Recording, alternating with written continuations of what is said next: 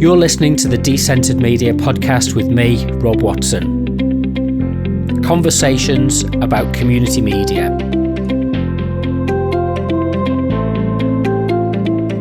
Visit decentered.co.uk or follow on Instagram and Twitter at Decentered Media.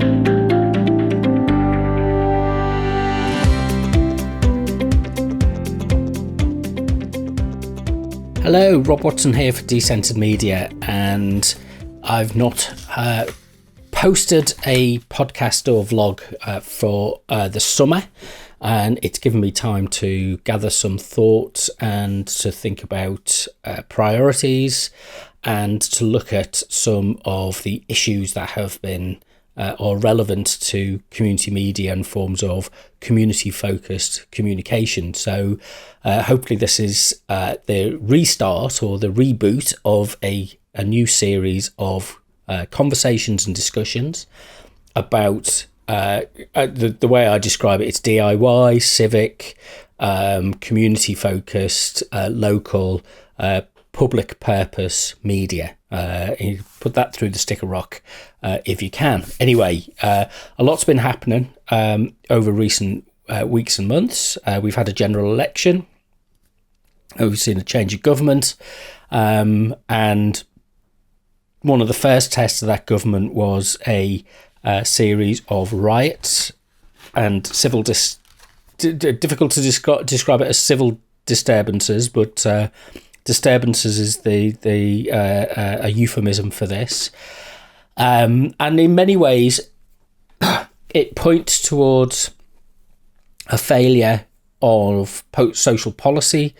It points towards a failure of understanding of social and political tensions and circumstances, and it points to a set of tasks and priorities that I want to kind of discuss over coming weeks and months, which is primarily to do with the two major issues which are associated with this, which I think are relevant, which is the social cohesion and cultural democracy. And as far as I'm concerned, the two are interlinked and the two are necessarily connected, but they don't often get discussed or identified within the same kind of context. So over the coming weeks, and hopefully we'll be talking to some guests and sharing some thoughts and developing some ideas.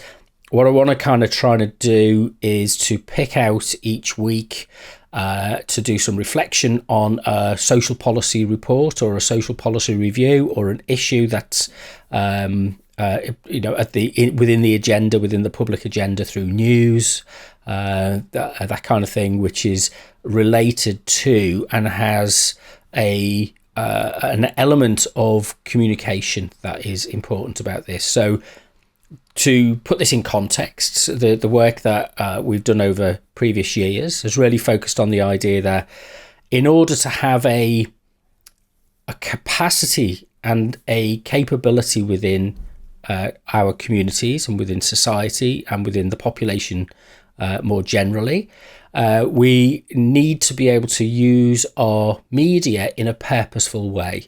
So it's used to address particular needs and particular outcomes and particular issues. Now, fortunately, we've actually got a framework which we can use as a starting point for this, which is the Ofcom review of local media, which they published, I think, in July, and is quite an extensive, detailed document which looks at some of the key issues associated with the provision of local news and media services. And I want to pull this apart in some detail and critically look at this in some detail through a number of conversations. There is a deadline for responses to this report, which will inform the final version of the report, which is on the 6th of September. You have to go to the Ofcom website to get the website address, the email address, and the report is available there, and the supplementary research material that they undertook. But so it's a kind of good framework for us, and I suppose my concern is, and hence the title of this post, is you know what? Community media has failed in the UK. You know, we've got massive amounts of inequality. We've got high levels now of social disruption. We've got cities that are falling apart because of crime, unreported antisocial behaviour, low levels of shoplifting. It's endemic. And I don't think it's we've normalised this. And I'm not trying to be clickbaity, because I know an awful lot of people try to prey on this, but what's the past government has bequeathed a very challenging social situation to the new government. And there is an awful lot of work to be done to restore a sense of order and social purpose, social cohesion within our towns and cities, in order to be able to ensure that people feel safe, that people feel secure, that people can engage in positive ways with one another, and that there isn't this kind of sense of antagonism. I mean, often, let's put this in context, we're often led to believe that the world's a terrible place. And if we read certain newspapers and if we follow certain accounts on social media, the world is going to hell in a handcart, to use an expression. And, step outside, put your phone down, put your newspapers down, stop watching certain videos on YouTube, not this one, and go and talk to people and go and watch people and go and listen to people. And you remind yourself that, the vast majority of people are decent, are kind, and are here to contribute towards the general good. But it doesn't make it an easy thing to adapt to change, and it doesn't make it, it doesn't absolve ingrained inequality.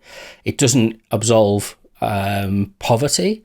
It doesn't absolve social and cultural disruption and displacement. There's all these social factors that need to be discussed and considered that will require quite detailed, open, honest and brave conversations. And I suppose the question I want to try and explore is, what is the role and purpose of community media, community-focused communication within this process? And what are the terms that we should set for the public purpose of our media? How does our media contribute and support and enable a better society? And to some extent, or to a large extent, I'd say, the Rethian ethic of inform, educate and entertain.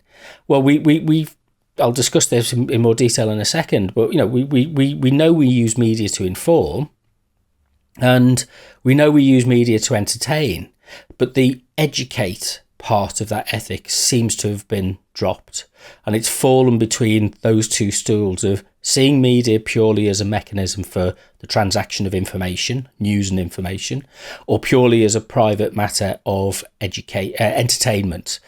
And actually that bit in the middle is where we educate ourselves about each other, about the world, where we develop a sense of curiosity, and where we use our media both nationally, regionally and locally to explain the world and to explain ourselves, back to ourselves, in a process which encourages a sense of cultural growth and development, and a civic development, civilized society that is in a position to take on some of the challenges.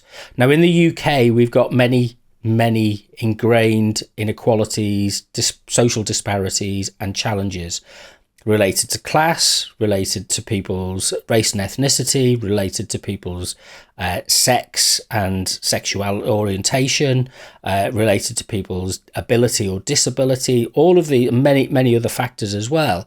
And these are kind of often tokenistically dealt with through a kind of a representational view through media.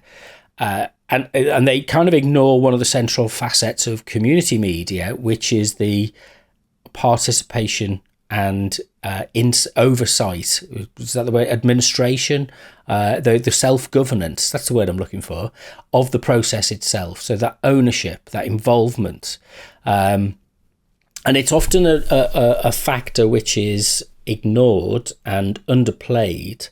No less than by Ofcom and DCMS, who have undervalued community radio in the UK and are in the process of stripping out some of the more difficult and problematic social purposes associated with community radio management and administration, and settling for the easy life and settling for the rubbing the difficult edges off the thing and saying, it's hard to do that, so let's take it easier. And I think this is part of the problem. So what we've seen and struck me through the kind of riots, and not to mention or discuss any individual cases, but why did people feel that this sense of dislocation, this sense of why were people sucked into conspiracy theories? Why were people sucked into a blame game of them and us? Why were people, what's the word I'm looking for? I don't think people are dupes. I don't think people are stupid, although people act idiotically but what drew people in to want to engage in those acts of violence? Now, for some people, it was purely about enacting a political, ideological program of disruption. So it was propaganda and purposeful, malicious action. And, the police and the courts are dealing with those people at the moment. And then there's the second group of people who are kind of, if you like, the bystanders, and they're the people that we really need to worry about. We need to worry about the first group, don't get me wrong, but the second group is a larger group, and it's those people who are susceptible to being drawn into some of the activities and actions because it fuels a sense of grievance. And I saw, reading through some of the court reports as people were sentenced, and the sense that many reports indicated that people didn't know what had taken over them. There was a mob mentality, and that they'd given themselves to this collective unconscious activity, which manifested in violence and manifested in disruption and quite despicable, unjustifiable behaviour. Now, they're being held responsible for that because we are all individuals and we're held responsible for these things and accountable for them. But what was the tipping point for this? What was the identification with this? Where people who turned up at things, encouraged through social media to turn up and act, people who actively facilitated and encouraged this. What is it that about those people that that made them susceptible to this? And I would argue, and I think this is one of the things I'd like to explore, is that there is a weakness in social, cultural institutions that provide a sense of identity, a sense of belonging, a sense of participation, a sense of responsibility, and a sense of accountability for people's actions and undertakings. So we've turned everything into free market activity. So there isn't a sense of kind of common bond. Those common bonds have been weakened. We've lost it through the kind of consumer society. We've weakened the social ties that we once had. We've become fluid. We get our information recycled, repurposed through Russian propaganda factories, through international nationalistic news organisations that serve the interests of foreign powers. And in the meantime, our local and our national media organisations have been weakened, either through this kind of it's hand-wringing. There's nothing we can do about it. It's the global market. The big tech platforms are going to take over. And in the meantime, we've got to be more, our local news papers have been decimated. They're chasing advertising online for selling properties and houses and press releases for crisps and what's your favourite cooked breakfast in your town, and kind of just, okay, in the minority, these things are quite interesting. But for the majority of the content of a local newspaper, it's nonsense. It doesn't tell you anything about the life in the community. And a lot of what you do find and do see are things like incident reports. So, kind of traffic accidents or stabbings. And it's become, this things that Public Interest News Foundation talks about as news deserts. There's less and less meaningful news content. And to compound this, the unforgivable, and I repeat this, unforgivable act of the BBC decimating local radio in England. They should hang their heads in shame for the BBC directors for what they've allowed to happen to local radio in England. Because what they've done is at the point when we need strong local organisations that provide meaningful content, they've taken that away and they've said this doesn't matter, and they've regionalised it. So each town is now, kind of left to its own devices. So of course people just give up and they go off to, see things on WhatsApp, or they see things on Facebook groups, or they see things on Signal or wherever. And this is part of the, because they've got nothing to identify with, because it's weakened. And I'm, as you might tell, I'm very angry about this, and many other people are as well, because we've seen the consequences played out on our streets if we allow propaganda and misinformation to take hold, and there's nothing to counter that. And there's nothing to give people a sense that there are local conversations and discussions about difficult topics, about important issues that will make a difference. And that used to be, I thought that was the role of BBC local media, to enable citizenship and to enable conversation and discussion within communities. But they've given up on that. And what's interesting, I'll tie this now into the Ofcom review of local media, and I'll put the link in the in the description here for this vlog and podcast, is that there's kind of like I've done quite an extensive read through of this report, and if I'm going to sum it up in bold colours rather than the fine detail, there's a conflation or a kind of a partial bias towards seeing local media purely in terms of news and information as a transactional information management process. So what you're doing is you're updating people in terms of things that occur, traffic reports, news reports, reports of disruption in a town centre, that kind of thing. And it's become very narrow. And it doesn't take that broader holistic view in place. It's things like, the view is that all a radio station really is valued for is news reports, bulletins, and traffic updates. And there's some evidence in the market research that that Ofcom did that's kind of what people have settled on as their level of expectation. It's like a deflation. The bouncy castle is being deflated, so people don't know what it was like when the bouncy castle was inflated. So they've got used to it being slightly saggy, kind of not very interesting. So they've given up and they want to go on a different ride instead. The kind of context of this is that this kind of selective bias towards news and information misses a huge part, the vast majority part of the role of local media, which is companionship, entertainment, circulation of local identification, local shared knowledge, all of those intangible things, that the social capital that's expressed through music, that's expressed through talk. And what we've ended up with is a kind of homogenization of our media. Our commercial radio sector is now almost into there's a small number of stations, a very, very small number of stations that survive as independents and serve a very specific niche audience, and they tend, although not exclusively, to be ethnic audience, people who speak certain languages, and ethnic groups within specific places where there's a high density population of people from one background, one identity to another.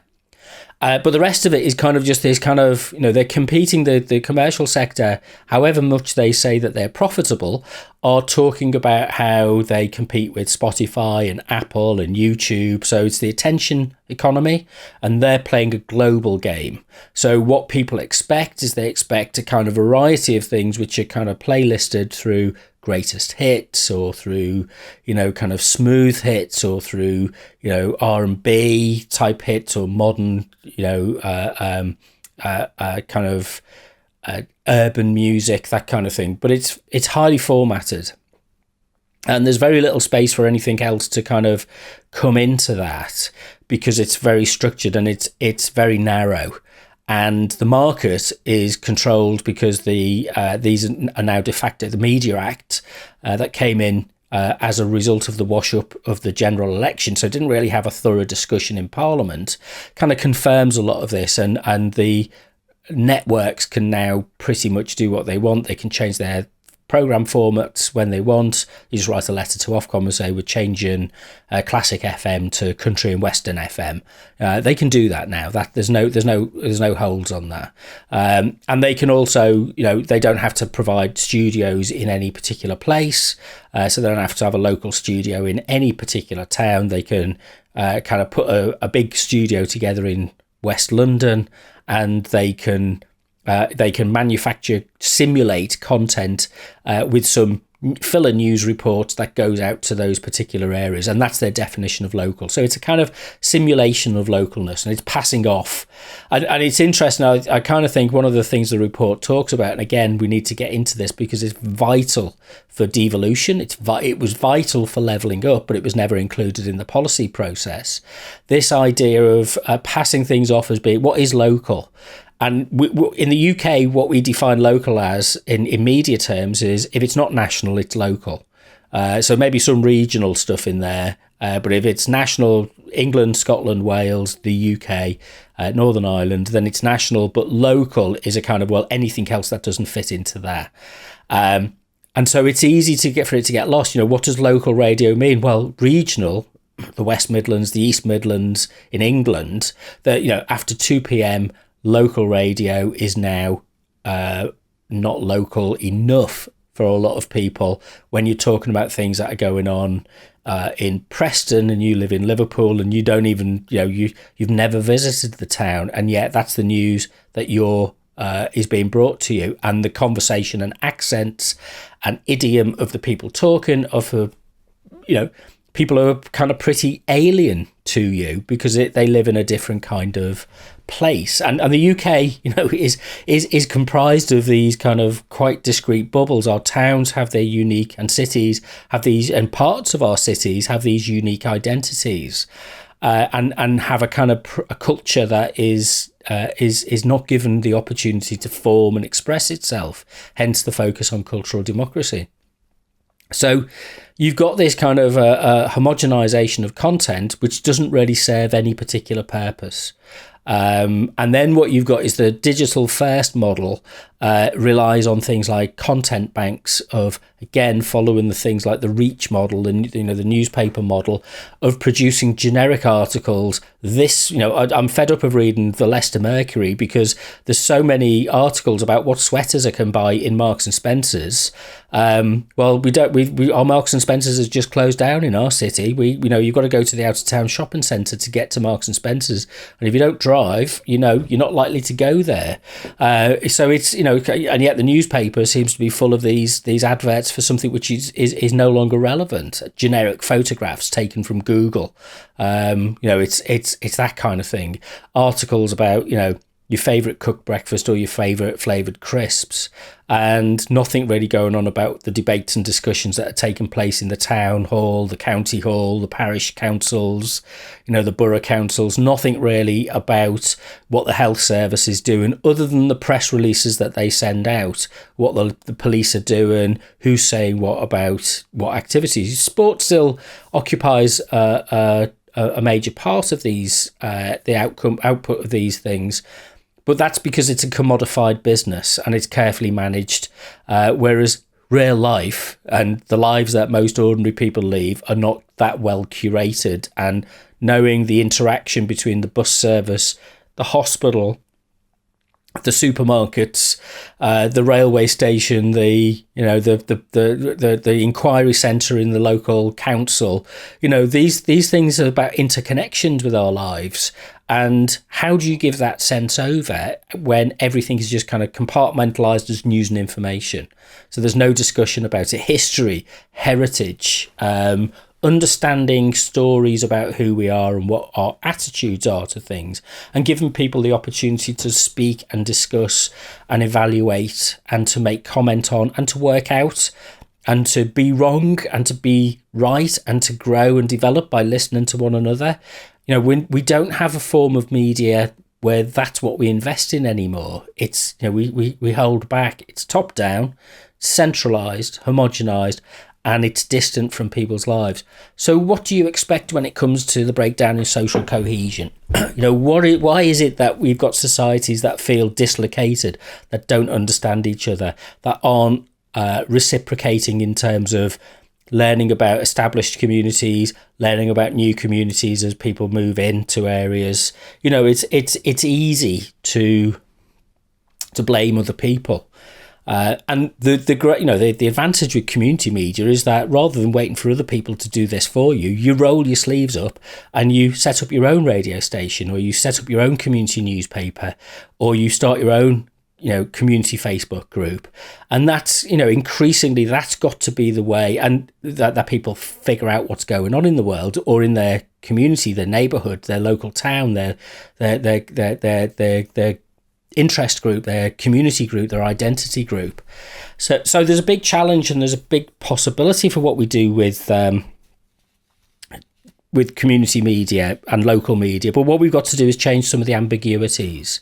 So the report from Ofcom, it talks about the impact of media consolidation. It talks about the challenges of digital transformation. And it talks about, and I think this is really crucial, that there's a lack of support for community media. And also we're seeing a generational change, and this might be controversial. So please send your comments in to me. Comment below, as they say. I'd be very interested in having a discussion with you. I wonder if we're seeing the evidence that the present leaders of community media in the UK just, we're just not very good. And I include myself in this. We've kind of taken our eye off the ball. Whereas in the past, when you go back to the noughties, when community radio was established, and the effort that it took to get that through Parliament and to get that onto the policy platform for the then Blair government was enormous, and there was a group of people who were dedicated to that. What we're seeing now is, as I say, is a kind of watering down. And if you look at some of the responses to the Ofcom key commitments response, which is so for analog community radio, FM and AM stations, they have to report, they're obliged under legislation to report back to Ofcom about how they meet their key commitments. And the key commitments determine which community they serve. And they get a license, you get a license, or you used to be able to get a license. The Ofcom's not been doing them for a while, but you get a license by identifying a community and identifying its needs. And if Ofcom, compared to other applicants, deem that you're the best one to be able to serve that community you've identified and meet those needs, and you get the license. And that's things like the type of music you play, the type of talk and conversation that you play, the number of hours that you produce original content, the number of where the content is produced from. It's all got to be produced locally. The relevance to the audience, and crucially, the way that community can get involved in the process of producing content and managing that content and being good, giving oversight to that content and that process of production. So it's community run, it's community informed, and it's relevant to the community that it serves.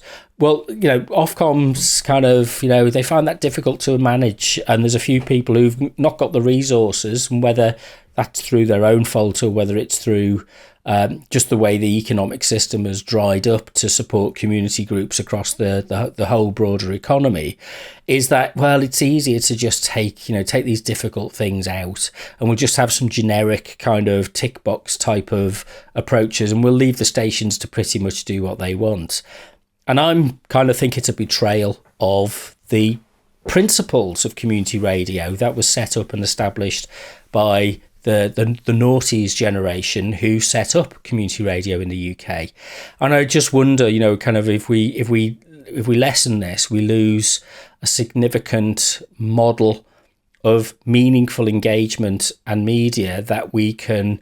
That yes, I agree, it needs investment, and it needs to be carefully managed and supported. But giving things up because they're difficult isn't necessarily the right answer in challenging times. So we end up with kind of generic content. We end up with content which starts to imitate commercial content. So it becomes very much a lowering of expectations. And once you've taken something like that away apart, you're never going to rebuild it again. And maybe we should just let everything out to the market, out to just the only way you should do this is by setting up an online radio station, and people can access via smart speakers, and we'll give up on the whole broadcasting sector as well. But I think there's something really kind of powerful still about having common media, a common broadcast approach where we can bring people together to listen to common experiences. Things like the Olympics. It is more difficult because the media market is more fragmented, and I watch and listen to a lot of podcasts and YouTube videos. I don't watch any broadcast television. So it's making content which is relevant, but the idea of kind of radio is a very cheap medium. You're not talking much money. You're talking, how much does it cost to run an FM transmitter and get the licenses for a year? You're kind of looking in the region of between £8,000 and £10,000, maybe £12,000. If you've got to pay for a studio, I admit, but production costs have really, they're not very steep. You've got to get volunteers involved to do that, and you've got to treat volunteers in a way that motivates them, because they're not coming to work. They want to contribute back to their community. They're not being paid for it. So you've got to think in a way which is suitable for what is going to inspire people to want to add something, make a contribution to their community. And this is where I think the review of local media is fails, and it doesn't really take into account the needs of listeners, viewers, users, readers. It doesn't really think outside of the legacy platforms who dominate this debate. So the argument is that funding, through things like the local democracy reporters scheme, goes back into some of the newspapers, the profit-driven newspapers. Well, there's a strong case to say that if you are a commercial entity, and I'm completely open to the idea of profit-driven commercial entities, and the shareholders keeping the dividends from those profits. I'm 100% in favour of that. But please don't expect any public subsidy. Don't expect to get state subsidy serving social purposes when you're operating. Public money comes with strings, and the problem is the DCMS and Ofcom have not interrogated the value for money from those subsidies that news organisations, commercial news organisations, commercial media organisations have been benefiting from, propping them up, and let the market sort them out. If they're innovative, if they want to change and address people's needs in different ways, they'll find a way through the market. And if they hit the golden coin on the slot machine, they'll keep the money, the jackpot money. That's fine. They pay tax on it, of course, but I'm fine with that. They can do it that way.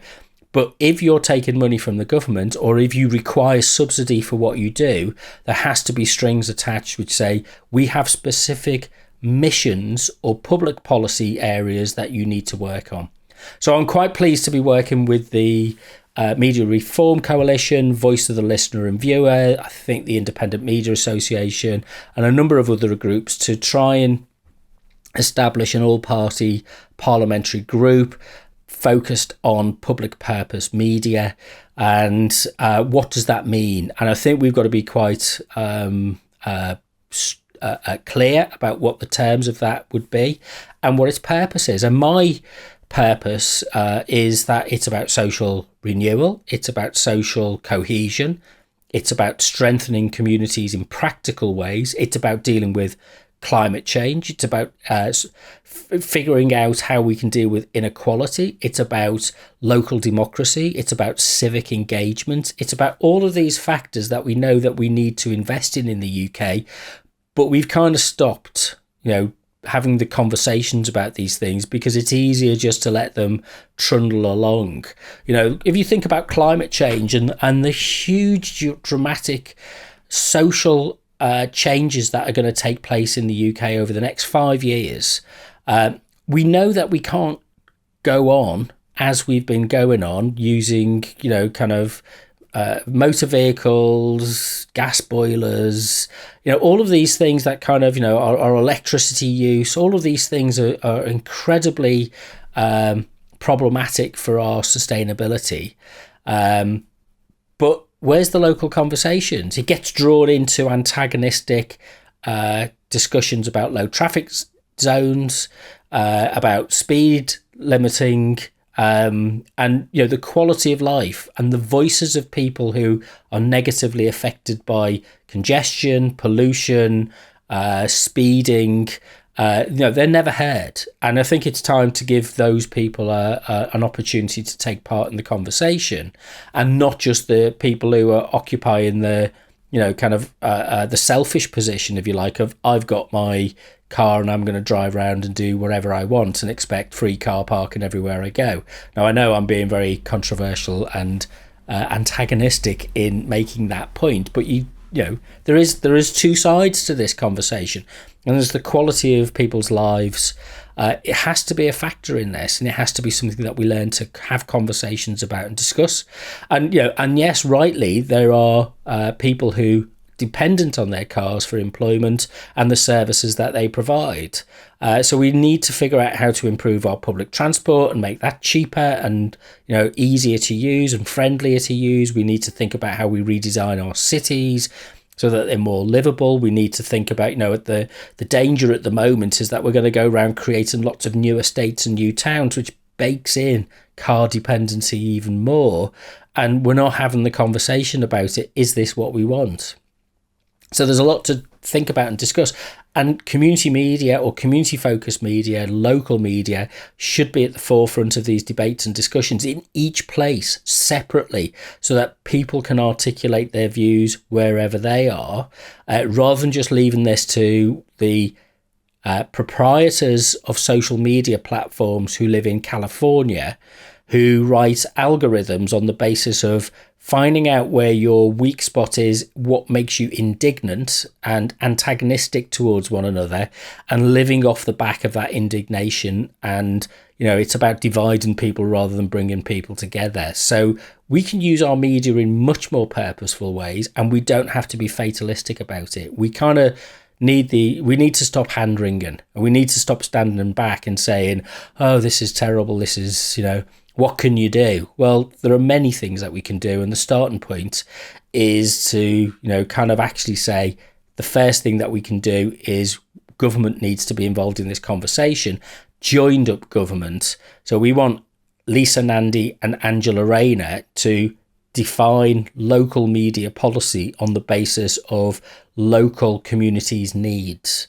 And I think that's got to be the driving point from the ground up, from the bottom up, from the grassroots up, rather than the top down. I'm really not interested in the employment prospects of a BBC executive or a Sky executive or an ITV executive who fancies themselves working for Netflix, Amazon Prime or Disney. That doesn't interest me. Those global competitive markets, they can sort themselves out. But the local communities need government to provide the strength, the platform, and underpin the platform and the purposes by which those media platforms are enabled to do what they do. So come and join the conversation. I'm looking for people to take part in these discussions and to record them as vlogs and podcasts, and to let's look at policy issues. Let's get into the nitty gritty of this. Let's agree to disagree. Let's look at what we need to do to advocate for strong local media and strong community-focused media. If you're interested, you can email me, robwatson@decentered.co.uk, or you can find me on various social media platforms at Decentered. Is it just at Decentered, or is that Decentered Media? Check out both. Can't remember which one's which. But I think I'm on X. I'm on Blue Sky, and I'm not going to be one of those people who leaves X. I think X is, there's big problems, but if everybody jumps ship, you leave it to the weirdos, and there's nothing wrong with being a weirdo, but it's like if they're the only people talking to each other, you kind of realise that the conversation is a bit of an echo chamber. But there's Blue Sky and there's Threads. I don't like Threads. I really gone off Instagram because there's just too many reels. It's too much nonsense on these things. So I want a good, simple platform that I can look at without too much any distractions, but that doesn't return money to advertisers on these platforms. So maybe we need to start doing a regular radio program that we can broadcast. Lots of ideas, or regular podcasts, maybe that. I'm around. Give me a shout. It's good to be back, and let's hope I'll be doing more of these, hopefully maybe even twice a week at some point. It depends what's going on, but check out decentered.co.uk. all the links are on there, and if there's anything that you have to say, give me a shout. But until next time, thanks very much. You've been listening to the Decentered Media Podcast with me, Rob Watson. To find out more, go to decentered.co.uk or follow on Twitter and Instagram at Decentered Media.